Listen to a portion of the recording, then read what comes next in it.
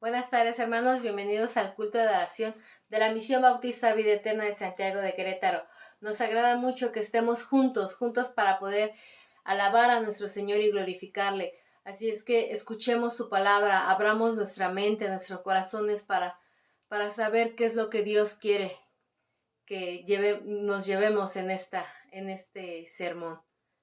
Así es que, hermanos, los invito a que alabemos a nuestro Señor con esas alabanzas que nuestros hermanos de la Iglesia Bautista Oret nos han permitido utilizar. Alabemos, hermanos.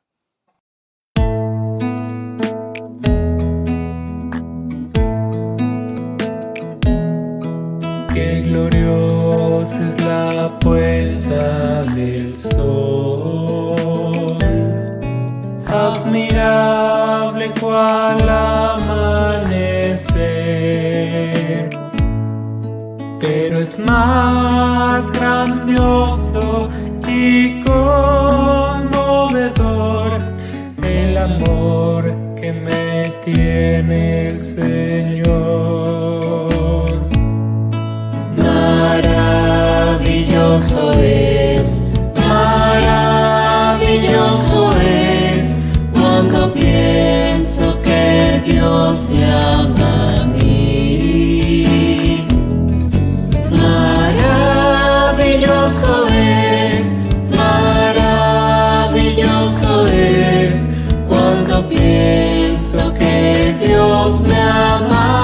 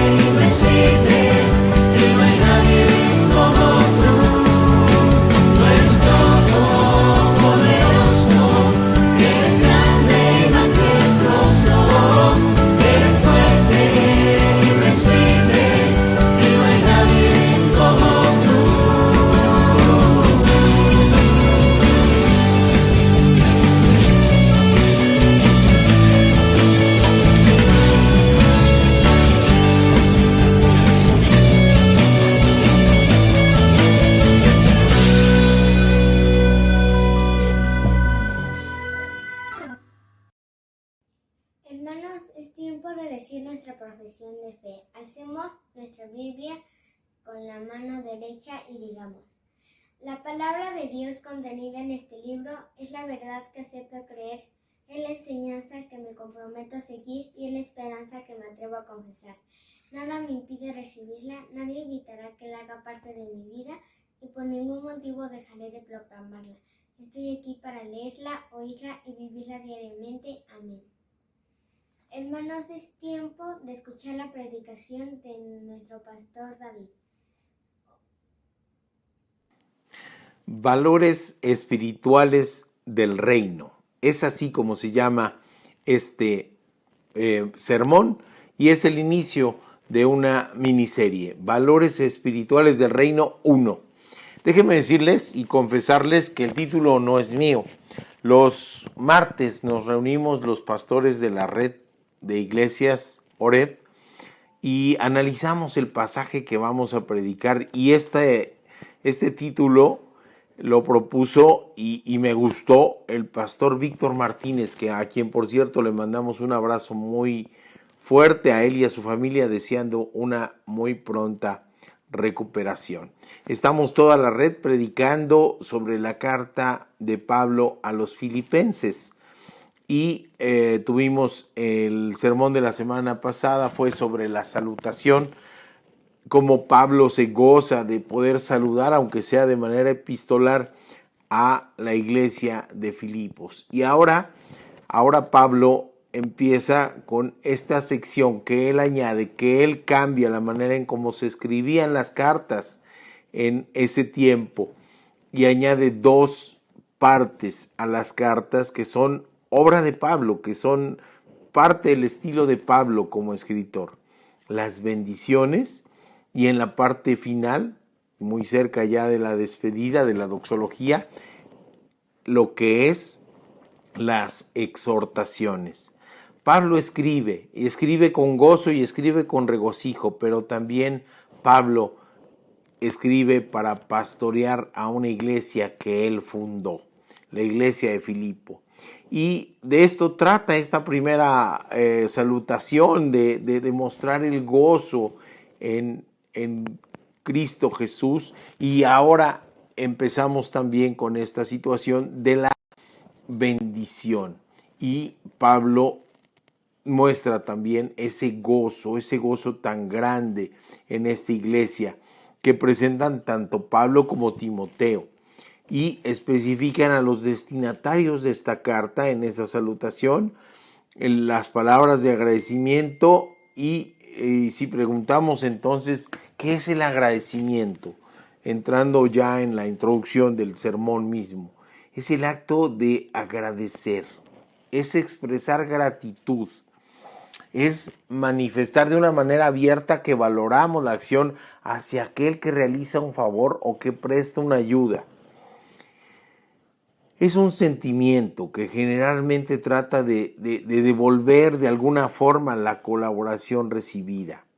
Y cuando nuestro agradecimiento es a Dios, cuando es un agradecimiento sincero y verdadero, implica que reconocemos la grandeza de Dios, que reconocemos su santidad, que reconocemos su gloria y que reconocemos su poder, que sabemos quién es Dios y sabemos también lo que significa en nuestra vida.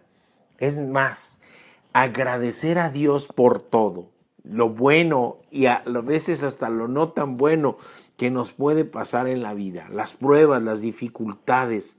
Agradecer a Dios por esto significa que aceptamos y que reconocemos la soberanía de Dios sobre nosotros y que no hay nada, absolutamente nada, ni aun lo más pequeñizo e infinitesimal que podamos hacer nosotros por Él, y para mostrar esa gratitud por lo que Él hizo y por lo que sigue haciendo en nosotros. Es nuestro creador, es nuestra luz, es nuestra guía, pero también es nuestro camino. Y Dios es también nuestro destino. Es nuestra razón y nuestro motivo. Así que Pablo empieza este segmento que vamos a tomar como texto base, que es Filipenses 1 del 3 al 6, este segmento de su carta con un agradecimiento a Dios. y después se explaya en los motivos del agradecimiento. Ahora la pregunta, ¿hay motivos para no agradecer a Dios? Porque motivos para agradecer abundan, pero para no agradecerle, por supuesto que ninguno. Entonces, ¿por qué hay personas que no agradecen a Dios? Y la respuesta es por ignorancia principalmente, por desconocimiento de quién es Él, de lo que Él hace, de lo que Él ha hecho y de lo que puede hacer en nosotros. Y por desconocimiento de nosotros mismos, de quiénes somos y de lo pecaminoso que es nuestra naturaleza. Por eso agradecer a Dios es reconocer. Y les voy a contar una historia. En una cierta ocasión, una amorosa madre salvó a su hijita siendo bebé de un incendio que se había producido en su casa. Como consecuencia de este incendio sufrió quemaduras gravísimas en las manos y en los brazos. Las manos es un lugar especial para las quemaduras, difícil de atender.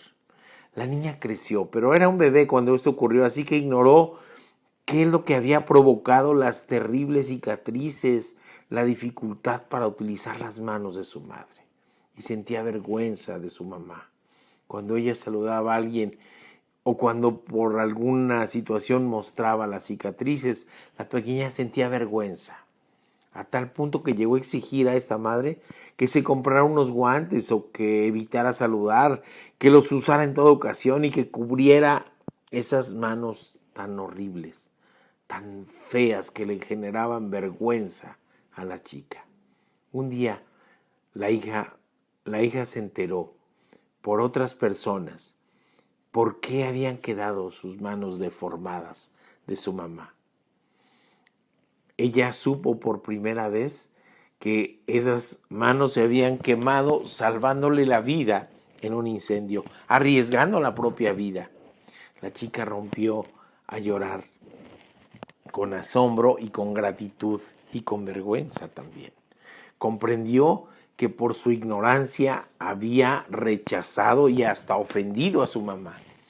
Así que corrió con ella y con lágrimas en el rostro le dijo: oh mamá, tus manos son las más bellas del mundo. Nunca más las escondas. Y la cruz y la sangre de Cristo parece un tema desagradable para muchas personas que no comprenden lo que eso significa. Pero para los creyentes son los elementos preciosos de salvación y de vida eterna. Cuando nosotros desconocemos el significado del sacrificio en la cruz de nuestro Señor Jesucristo, generalmente lo hacemos por ignorancia y por desconocimiento. Cuando lo conocemos, le empezamos a amar. Y cuando le empezamos a amar, sabemos que tenemos elementos suficientes para vivir de manera agradecida. Así que vayamos a las enseñanzas que nos tiene este pasaje. Filipenses 1, del 3 al 6, en este sermón titulado Valores Espirituales del Reino 1. Veamos qué nos dice la primera enseñanza. Nos dice la palabra de Dios en Filipenses 1, del 3 al 6, en la versión Reina Valera 2015. Doy gracias a mi Dios cada vez que me acuerdo de ustedes, siempre intercediendo con gozo por todos ustedes en cada oración mía, a causa de su participación en el Evangelio desde el primer día hasta ahora, estando convencido de esto, que el que en ustedes comenzó la buena obra, la perfeccionará hasta el día de Cristo Jesús. Padre bendito, gracias Señor por tu palabra hermosa. Te pedimos Señor que nos hables, que nos des palabras Señor, que nos des guía, que nos des consuelo, que nos des paz, que nos des tranquilidad, que nos compartas de tu infinita sabiduría, Padre bendito. Que nos instes, que nos exhortes a tomar decisiones en nuestra vida, Padre. nos ponemos en tus manos. Bendice a todas aquellas personas, Padre bendito, que están mirando esta transmisión. Bendice a aquellas que no se pudieron conectar y dales fuerza y dales salud a todas las personas que están sufriendo en este instante, Padre bendito. Te lo pedimos en el nombre precioso de nuestro Señor Jesucristo. Amén. Así que en estos pasajes, en esta serie que va de los versículos 3 al 11, para encontrar valores espirituales del reino para nuestra vida, tendríamos que definir qué es un valor. Y cuando nosotros buscamos definir qué es un valor, y lo buscamos en internet y buscamos las valoraciones que se hacen los expertos que hablan de psicología y de otras ciencias referente a qué es un valor. Lo primero que nos encontramos es cuestiones de humanismo. Que el humanismo no es malo, pero es malo cuando ponemos al hombre por encima de Dios. Amar al prójimo es parte de los valores del reino, pero no es porque seamos buenos, sino porque Dios está actuando en nuestra vida. Así que el humanismo no es intrínsecamente malo cuando no lo ponemos por encima de los valores superiores, que son los valores de Cristo, los valores del cristianismo, los valores que estuvimos hablando con mucha extensión durante el año pasado en esta serie de sermones en donde se predicó aquel discurso o la compilación de discursos que se conoce como el Sermón del Monte. Lo más hermoso, lo más grande que nos enseña Cristo en todos sus discursos, compilado de esta manera en una sección en el Evangelio de Mateo. Así que cuando busquemos pensar en los valores, no pensemos en los valores que nacen del corazón o de la mente humana. Pensemos en los valores de Cristo y los valores del Espíritu Santo colocados, implantados en nuestra mente y en nuestro corazón, y busquemos que esos valores nos guíen en nuestra vida. Y además tengamos la plena conciencia que esos valores son absolutamente superiores, infinitamente superiores a los valores terrenales. Cuando en el mundo se nos pide la regla de cobre, de no dañar a los demás, el Señor nos habla de la regla de oro, de amar a los demás, de hacer por los demás lo que nos gustaría que otras personas hicieran por nosotros. Así que estos valores son infinitamente superiores. Y también es cierto que cuando hablamos nosotros de estos valores, son valores contrastantes contra la corriente de pensamiento actual, en donde dice el hombre tiene poder en su boca, el hombre puede cambiar su destino porque tiene poder en la mente, basta pensarlo, basta concebirlo para crearlo y basta hacerlo y hacerlo. Y sin embargo, la realidad nos muestra que esto no es así. La realidad nos muestra que cuando más nos afanamos nosotros, cuando más orgullo, cuando más soberbia existe en nuestro corazón, cuando más pensamos que podemos alcanzar la salvación por nuestras propias obras, más fácil podemos caer y fallar. Por eso es que en estos textos Pablo nos está mostrando valores superiores, valores que contrastan con los valores del mundo, valores en donde se desglosa lo que el Señor nos quería decir cuando nos decía, niéguense a sí mismos. Los valores superiores del reino implica negarnos a nosotros mismos como hombres. Y Pablo nos empieza a exhortar con esto para poder tener un agradecimiento verdadero al Señor. Así que el primer valor del que hablamos es el valor del agradecimiento y además el agradecimiento fundamentado en una memoria edificante. ¿Qué es lo que viene a su mente? ¿Qué es el pensamiento recurrente? ¿Qué es en lo que su mente se ocupa? ¿En qué está pensando cotidianamente? Y déjeme decirle que muchos de esos pensamientos provienen de lo que está lleno su corazón. ¿De qué está lleno su corazón?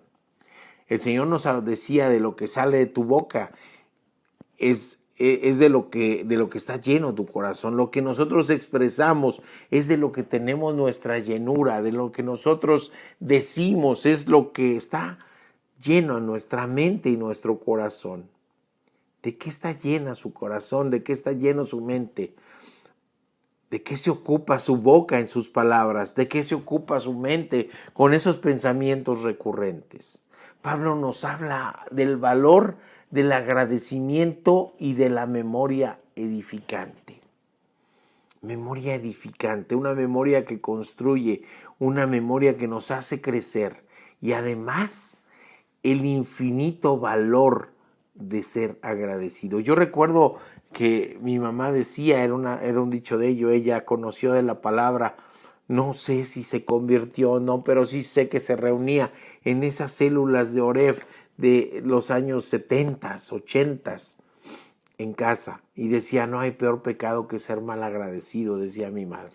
Bueno, Filipenses 1, 3 y 4 nos dice Pablo, doy gracias a mi Dios cada vez que me acuerdo de ustedes, siempre intercediendo con gozo por todos ustedes en cada oración mía.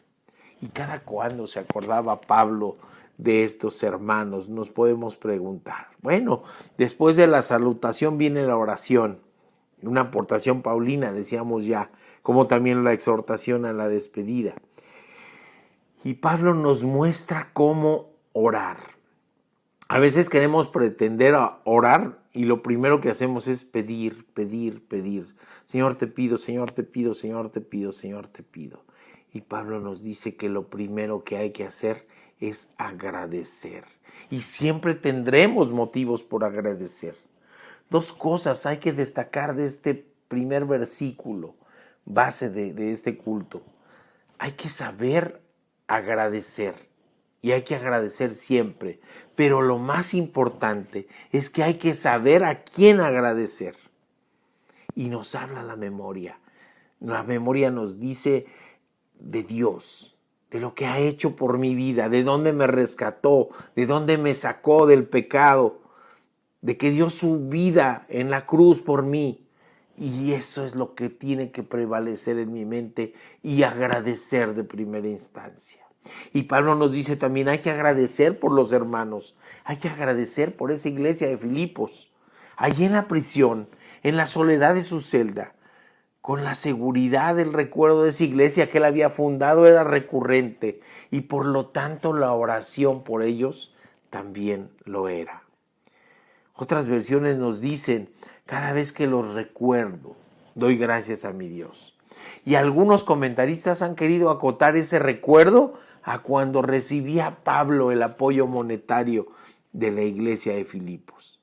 Y esto no puede ser así. Pablo no es así. Pablo tenía en la mente a los hermanos y oraba por ellos y agradecía por ellos. Y este es el segundo aspecto por destacar. Porque no es consistente lo que dicen esos comentaristas de Pablo, de solamente agradecer cuando recibía. No, Pablo expresa en otras cartas recuerdos gratos de personas y de iglesias y nada tiene que ver con los apoyos económicos. Más bien es el recuerdo en el amor fraterno de los hermanos, de aquellas personas que habían decidido dejar lo que eran para convertirse a Cristo y el recuerdo de que se mantenían en esa comunión basada en el Evangelio y en Cristo Jesús. Ejemplos de esto lo podemos encontrar, por ejemplo, en Filemón 1:4, en Efesios 1:16, en Romanos 1:8 y 9, que nos dice así, primeramente doy gracias a mi Dios por medio de Jesucristo con respecto a todos ustedes, porque su fe es proclamada en todo el mundo, porque Dios, a quien sirvo en mi espíritu en el Evangelio de su Hijo, me es testigo de que sin cesar me acuerdo de ustedes siempre en mis oraciones. Es el sentir de Pablo. Y Pablo en este pasaje, en Romanos 1, del 8 al 9, nos expresa de manera muy clara y muy explícita cuál es la verdadera razón del agradecimiento a Dios. Cuando dice ese clarificante ¿por qué? La respuesta es porque la fe es proclamada en todo el mundo, porque se han mantenido fieles al Evangelio, porque se han mantenido trabajando en el extendimiento del reino, porque son hermanos en la fe. Esa es la razón del agradecimiento de Pablo. Así que los agradecimientos, el argumento pues del agradecimiento por lo recibido pierde toda fuerza. Hoy mismo podemos ver, nos mantenemos separados por motivos de la pandemia. Otra vez se cerraron templos. Otra vez no podemos reunirnos. O en nuestro caso no nos hemos podido reunir. Y otra vez aplazamos las actividades presenciales de la iglesia. Pero eso no quita que no recordemos a los hermanos. Que veamos trabajar a los hermanos. Trabajar para el Señor. Que no nos agrade ver su nombre cuando se conectan actividades, que no nos agrade participar, más bien que nos agrade ver los que participan, que agradecen a Dios, que se mantienen en la fe, que se mantienen en la fuerza, en la perseverancia. Eso es de agradecer a Dios, porque Él es el que obra en la vida de las personas. Cumplir la buena voluntad de Dios agrada y es por agradecer. Y es el mismo Pablo el que nos muestra más adelante en esta carta esto mismo. ¿Qué es lo que viene a nuestra memoria? Nuestros hermanos en la fe. Su fe misma. Aquellos hermanitos que han partido en estos meses, en casi 2 años, pero que se fueron llenos de Cristo, llenos del Espíritu Santo. Y agradecer a Dios por la vida de ellos. Es verdaderamente edificante ocupar nuestra mente en Dios y en sus palabras y también en nuestros amados compañeros en la travesía con Jesús. Aquellos con los que oramos juntos, aquellos con los que adoramos juntos, con los que oramos juntos, alabamos y adoramos juntos. Aunque sea a la distancia, aunque sea en forma virtual, pero hay comunión, hay unión en Cristo Jesús. Y el recuerdo no solamente queda allí para Pablo, nos muestra que debemos de pasar al nivel siguiente, agradecer a Dios por los hermanos, orar por ellos. Por ello Pablo nos habla de interceder en oración ante Dios. Interceder es hablar en favor de alguien para conseguirle un bien o librarlo de un mal. Según el diccionario de la Real Academia de la Lengua Española, eso es interceder. Es hablar con Dios en favor de los otros. Y no hay, mis queridos hermanos, hermanas, amigos, amigas, mayor muestra de amor entre los cristianos, e incluso a los cristianos a los que aún no lo son todavía, que rogarle a Dios por ellos, que rogarle a Dios por otros, tenerlos en la memoria al momento de la oración. Es sin lugar a dudas una memoria edificante, una memoria vivificante, una memoria que alienta, una memoria que sostiene y que acompaña, una memoria que abraza en la distancia. Así como estaba Pablo con la iglesia de Filipos, en la cárcel, pero gozándose de cómo avanzaba la iglesia de Filipos, o nosotros mismos con nuestros hermanos, ahora, lejos, pero teniendo cosas en común, es decir, teniendo comunión y teniendo amor fraterno en Cristo Jesús, y convivir como nos sea posible. Eso es coinonía, mis queridos hermanos. Es memoria edificante, es amor a los otros, es amor en Cristo Jesús a los demás. Y lo más importante, saber a quién agradecer, a nuestro Padre Creador y a nuestro Señor Jesucristo, en todo lugar, en todo momento y en toda circunstancia vivir agradecidos por lo que Dios nos ha hecho en nuestra vida. Nos creó y está al pendiente de nosotros. Nos guarda, nos provee. Es un Dios de amor, un Dios de misericordia, un Dios de gracia y un Dios de paz, como el mismo Pablo lo decía en los versículos previos a los que estamos hoy reflexionando. Y nos vamos entonces a lo que es nuestra segunda enseñanza, el valor de la comunión en Cristo.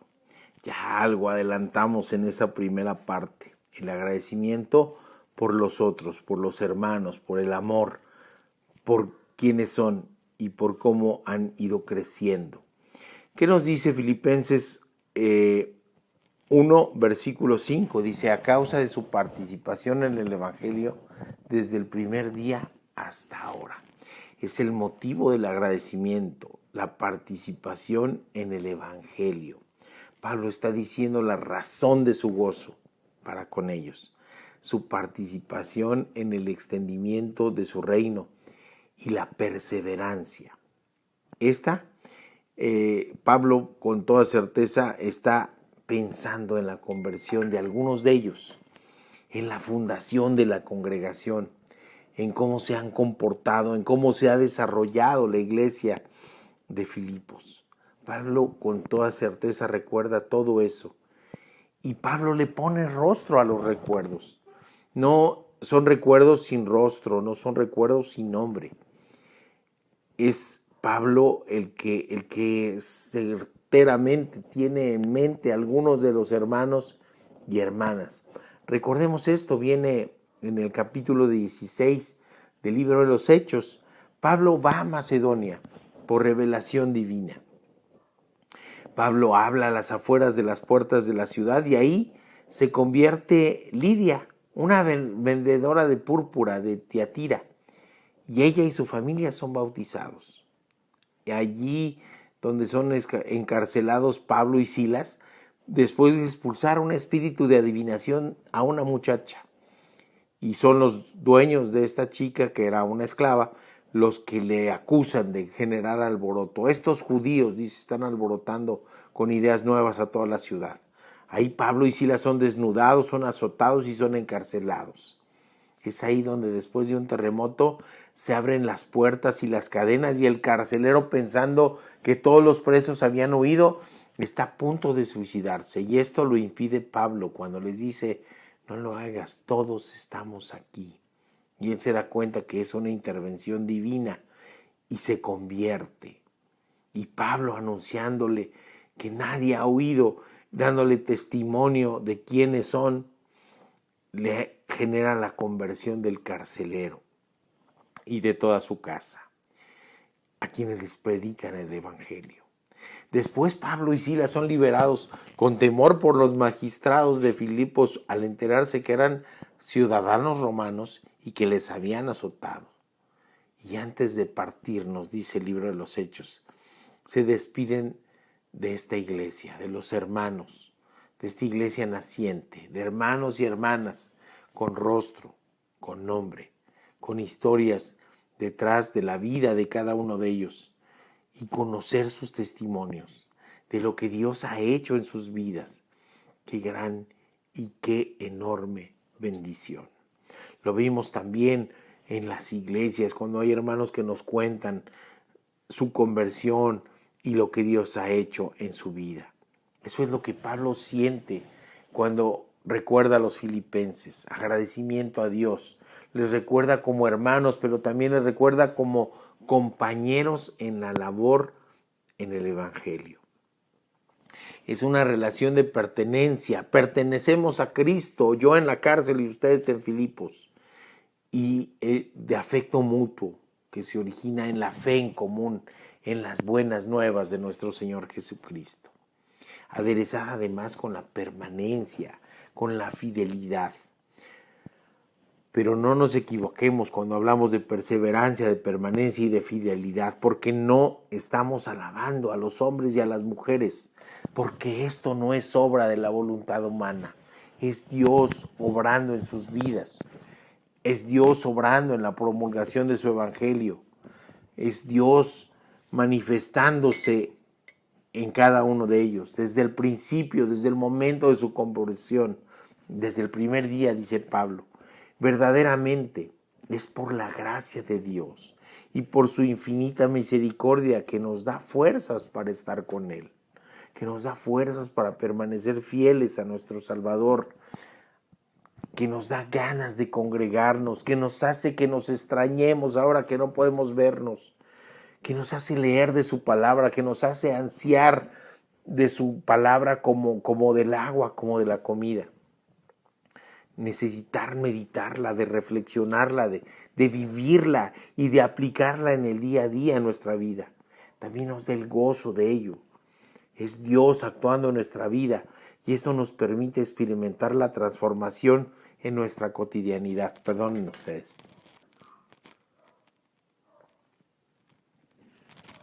Empezamos a regocijarnos con el amor de Dios y de su paz y de su gracia desde nuestra vida terrenal como una pequeña probada de lo que vendrá después cuando despertemos a su semejanza, nos dice el Salmo 17:15. Terminando ya nuestro andar en esta tierra, y dentro de esas alegrías está el ver a otros caminando con Cristo y gozando también de su gracia, ver su conversión, ver su crecimiento espiritual, ver su fidelidad, ver las ganas de trabajar para el Señor. Y es entonces cuando podemos comprender y constatar la alegría de Pablo. Podemos comprender por qué Pablo se goza aún estando en prisión. La alegría de Pablo por los hermanos de la iglesia de Filipo. Como ahora mismo nos alegramos cuando nos enteramos de que los hermanos de otras iglesias de la red de Oreb tienen logros, tienen crecimiento y damos gracias a Dios por ello. Cuando nos reunimos los martes en la noche a analizar los pasajes que vamos a predicar, perdón, cuando oramos los unos por los otros, cuando nos gozamos a ver que van evolucionando bien los pastores que están enfermos, cuando nos gozamos de que el pasquil haya salido bien de su cirugía, cuando nos reímos juntos con un humor limpio, cuando estamos al pendientes de la salud de uno y del otro, cuando necesitamos platicarles de nuestros problemas para que oren intercediendo por ellos, nuestros hermanos, los consiervos, los pastores de la red, cuando nos alegramos por sus iglesias, por los cambios que Dios hace en sus vidas, nos alegramos por sus congregaciones, cuando están en nuestra mente los hermanos y las hermanas, nos da gozo, nos regocijamos con ello. Y eso es la memoria edificante. Aunque también, por supuesto, hay recuerdos y memoria de aquellos que por alguna razón se han alejado del Evangelio.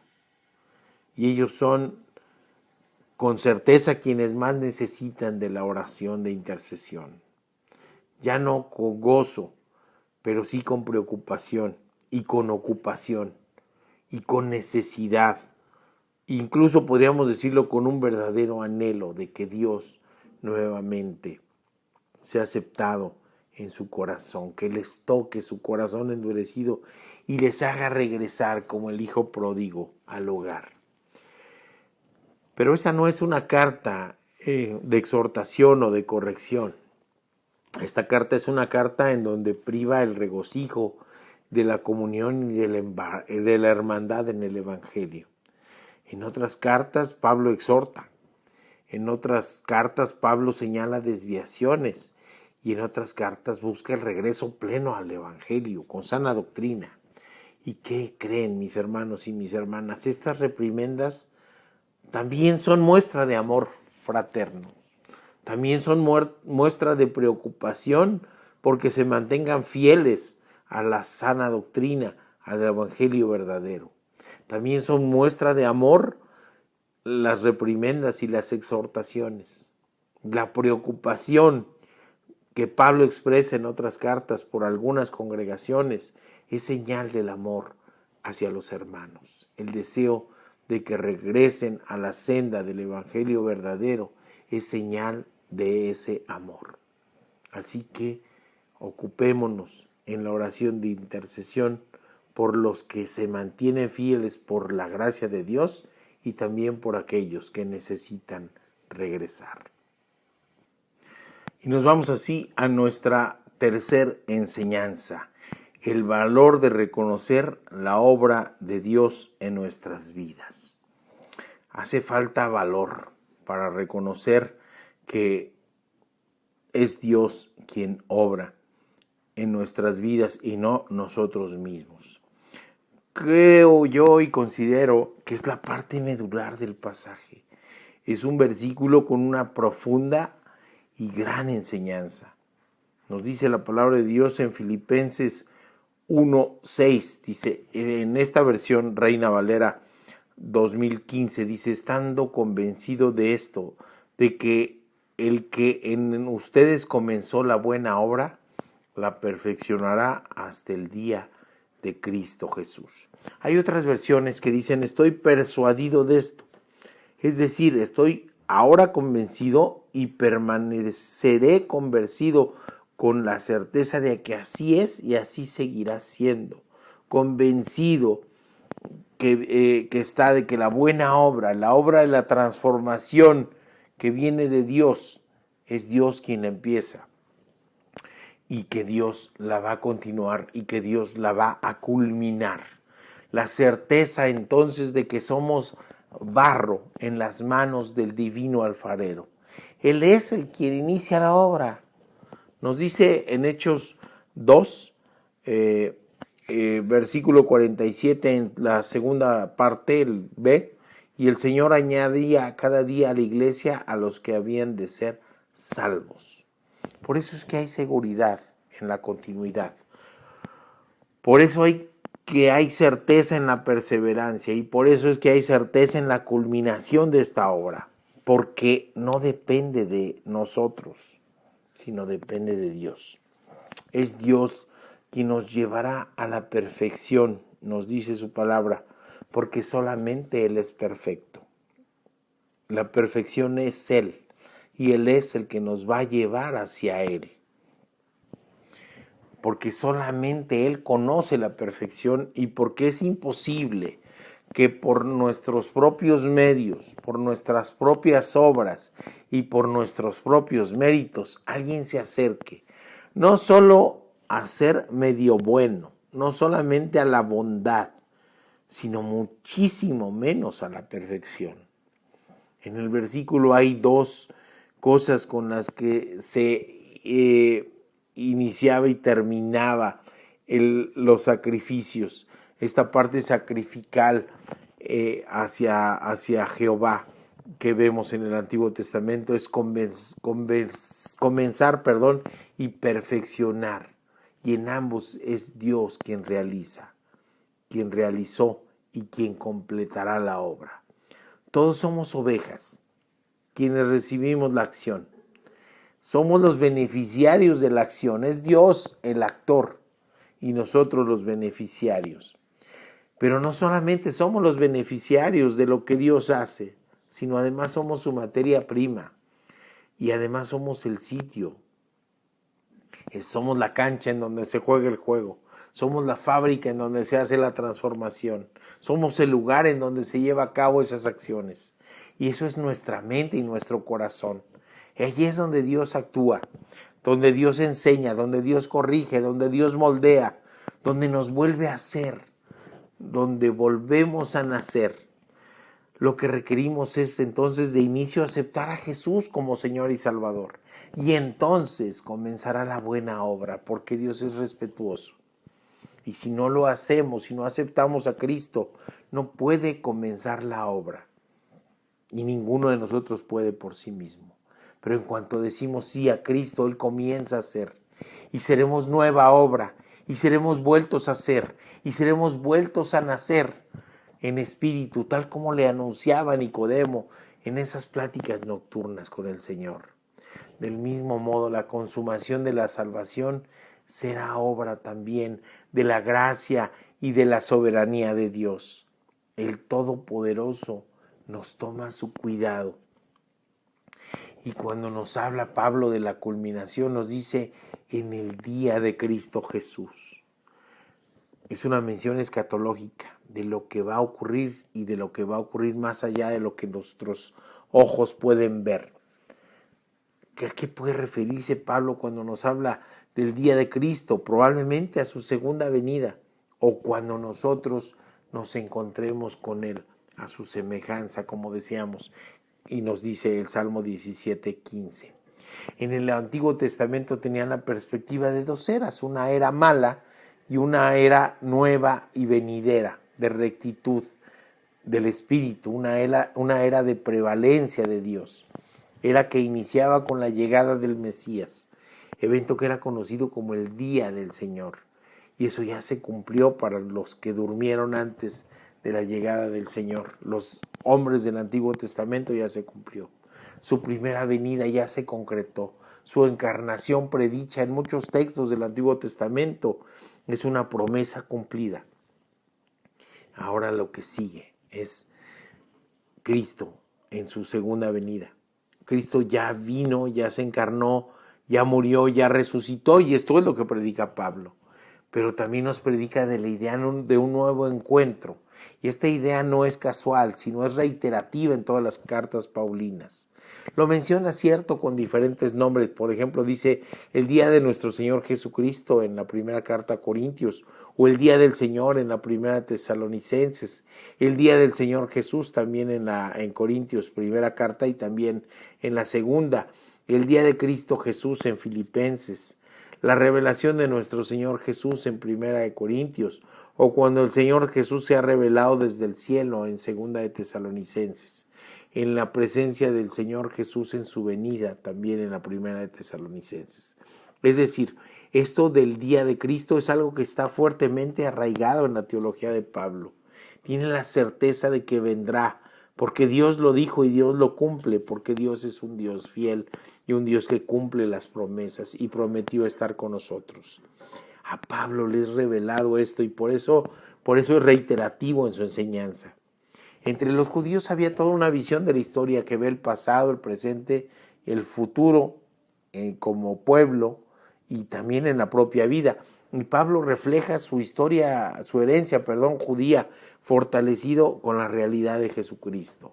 Si Dios comenzó el universo, si Dios comenzó la vida, si Dios permitió el desarrollo de la historia humana, y si Dios sigue activo, con toda certeza Dios completará su obra para ese día de Cristo Jesús.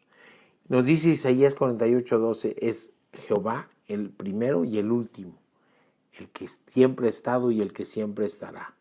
Y Pablo ha tomado esa visión de la historia y con la venida de Cristo, dice, aparece en la plenitud del tiempo. Tener conciencia de que todo depende de Dios nos permite tener elementos en la palabra de Dios mismos para dejar al lado toda soberbia, todo orgullo y rechazar tajantemente la salvación por obras, rechazar tajantemente las blasfemias de los falsos evangelios de la confesión positiva, de que hay poder en tu boca, de que hay poder en tu mente, de que tú puedes arrebatar a la fuerza las bendiciones de Dios. Todo eso es falso. O el falso evangelio de la prosperidad, en donde todo es terrenal. La obra de Dios es en espíritu, así como lo son también las recompensas en espíritu. Que dependa de Él nos da certeza y nos da seguridad, fundada esperanza, confianza y fe depositadas en Él, por Él y para Él. Reconocer la obra de Dios en nuestra vida es aceptar su soberanía y aceptar su dirección. Es aceptar nuestro papel de siervo, nuestro papel de ser beneficiario, nuestro papel de que somos barro en las manos del divino Maestro. Vamos a las conclusiones, mis hermanos. Tenemos 3 valores iniciales en este primer sermón. El valor del agradecimiento y de la memoria edificante. El valor de la comunión entre hermanos en Cristo Jesús. Y el valor de reconocer la obra de Dios en nuestra vida. les repito lo que les decía en la introducción, los valores son conductas. En el humanismo se pondera la voluntad de las personas en modificar las conductas. Pero vemos que en la realidad hay fracaso tras fracaso tras fracaso. La posibilidad nos hablan de acceder a niveles mayores si uno cambia la conducta, siendo mejores por sus propias obras. Y aquí el desafío que nos plantea la palabra de Dios es precisamente lo contrario. Es fundamentar nuestra memoria, nuestro agradecimiento en Dios. Es gozarnos en la comunidad de hermanos, en la comunión entre hermanos, pero teniendo como fundamento a Cristo Jesús. Y es el reconocer que si somos, que lo que somos o lo que podemos llegar a ser no es por nosotros, sino por la gracia, la misericordia y el amor de Dios. Recuerdo mucho un comercial de la televisión que podríamos ahora utilizarlo. Dios nos está desafiando a tener estos valores, a negarnos a nosotros mismos y agradecerle a Él y someternos a Él. Y podríamos decir, como decía este comercial, ¿tienes el valor o te vale? Padre bendito, gracias por tu palabra hermosa, Señor. Gracias por exhortarnos, por guiarnos y por consolarnos en Cristo Jesús. Amén.